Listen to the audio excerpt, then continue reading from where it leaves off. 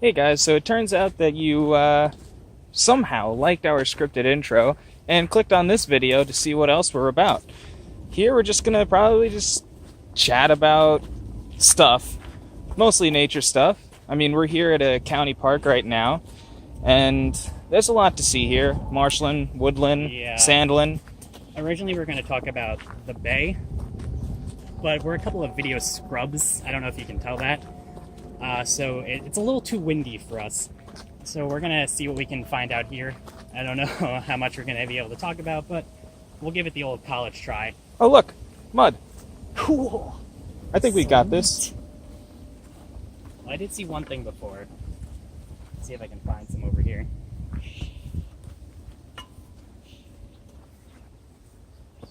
I saw it before. Oh, What were you looking there's for? Mountain clover. Mountain clover? What is Yeah. that? Mountain clover is another type of clover. You know, we see like the other clover around, but mountain clover is cool because it has like a little lemony zest to it. Interesting. If you take a little chomp out of it. Is it safe to eat? I sure hope so. I'll be honest. Oh, thank God we're getting into a little bit of marshier area.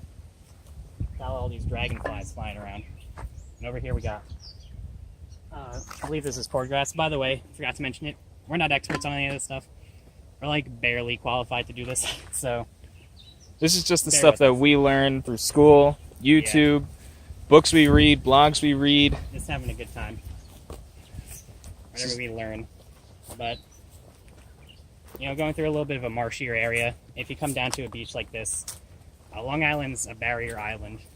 So that means it's going to have like a lot of different types of communities because of the way a barrier island community forms.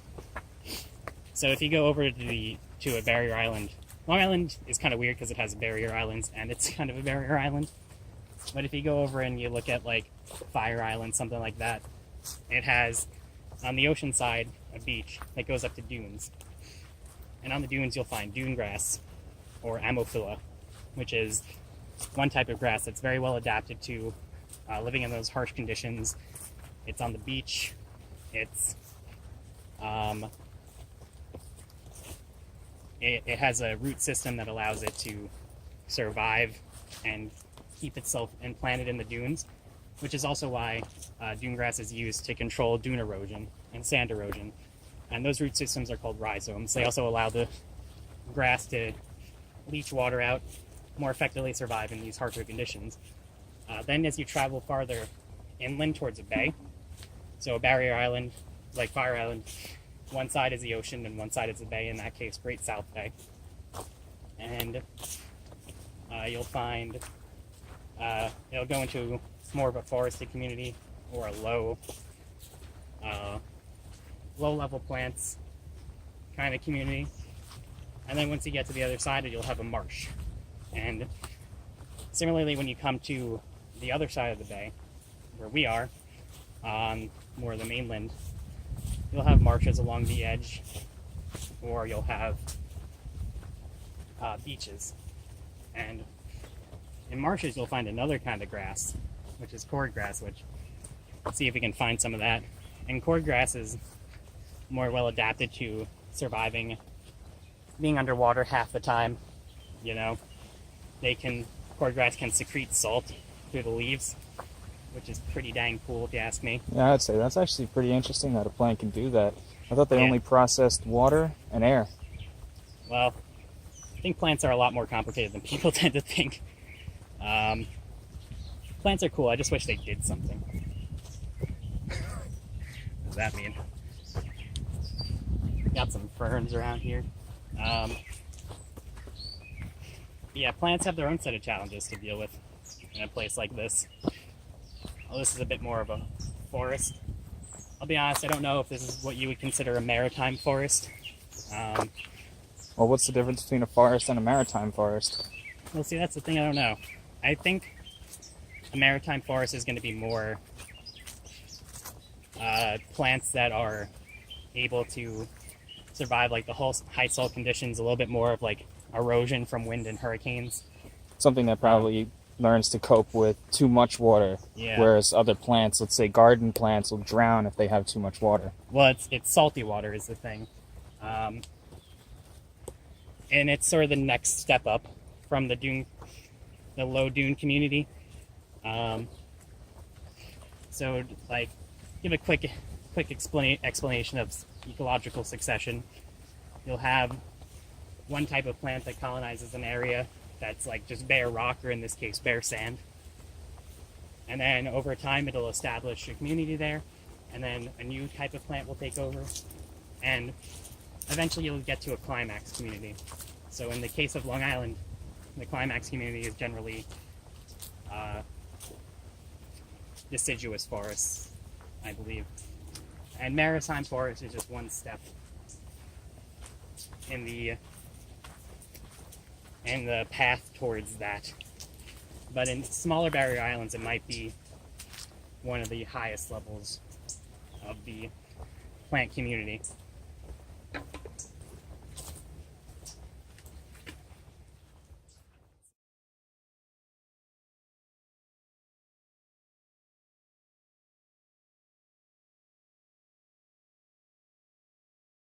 Hey guys, now that we're back from the break, it seems that Danny has just found us some mountain clover. And I'm going to show you what that looks like. There it is. Right there.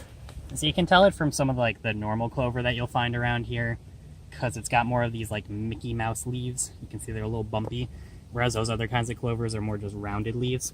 But as I said, it tastes a little lemony. I've tried cooking with it. It didn't work that well. But we're going to try some right now. What do you mean we? You know, we. Mm-mm. It's not the royal we. It's, no, you and me. Come on. Fine. Alright, well. Bottom's up to eating weeds.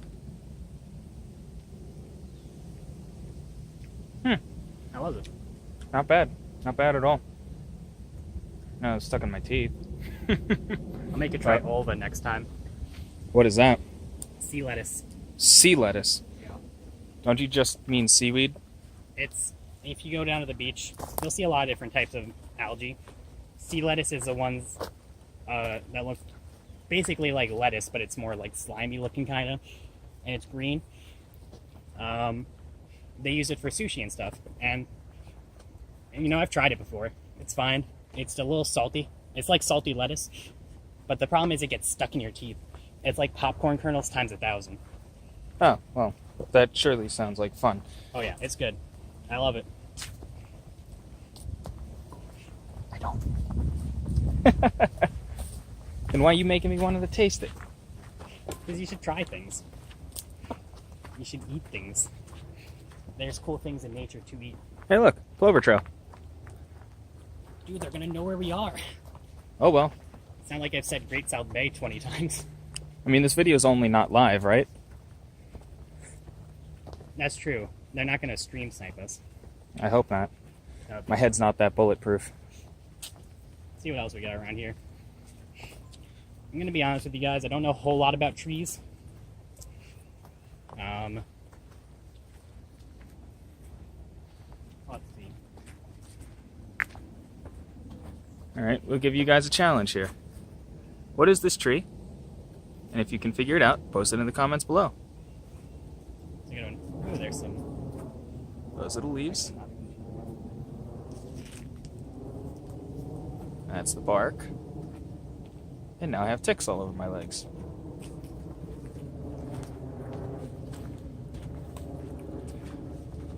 So if any of you aren't familiar, Long Island is tick central.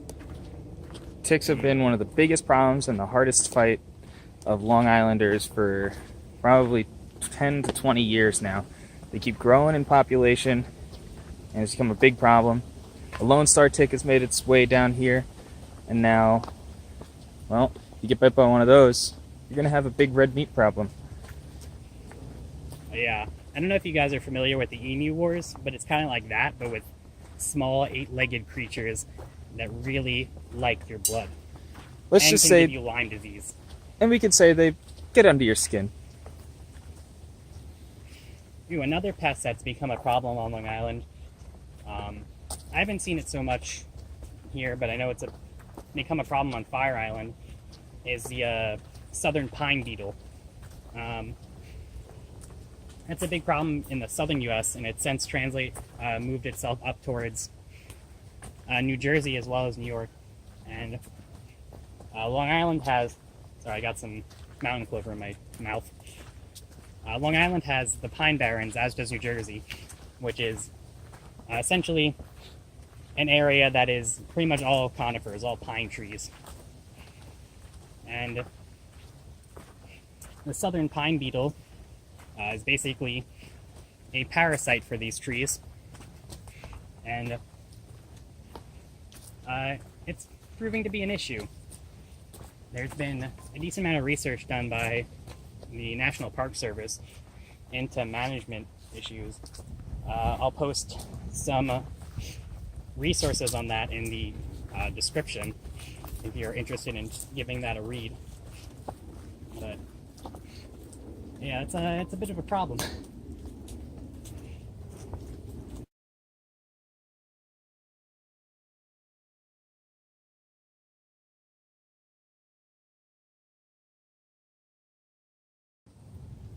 We found a rabbit.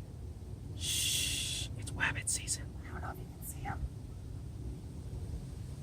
Let's go for a better look, shall we?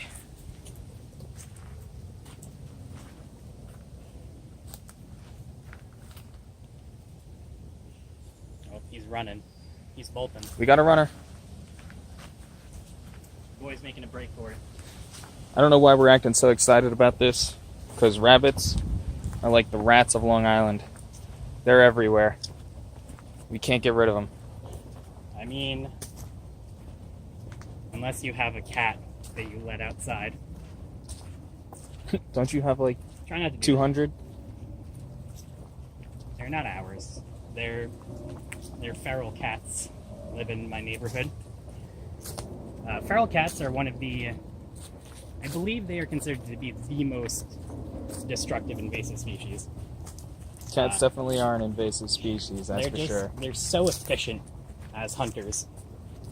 So if you let your house cat out, they're probably going to kill a lot of things. So maybe try not to, if you can, if it's an option. Alright guys, so it looks like we're going to wrap it up here. Yeah, there's a person up there. Thanks for sticking with us for this video and for our intro. I hope you like my rambling. Danny can do that all day long, but hey, it's knowledge that we have and we can share with you. So, again, I'm Angelo, I'm Danny. and we'll catch you on the next one. Duck Trail.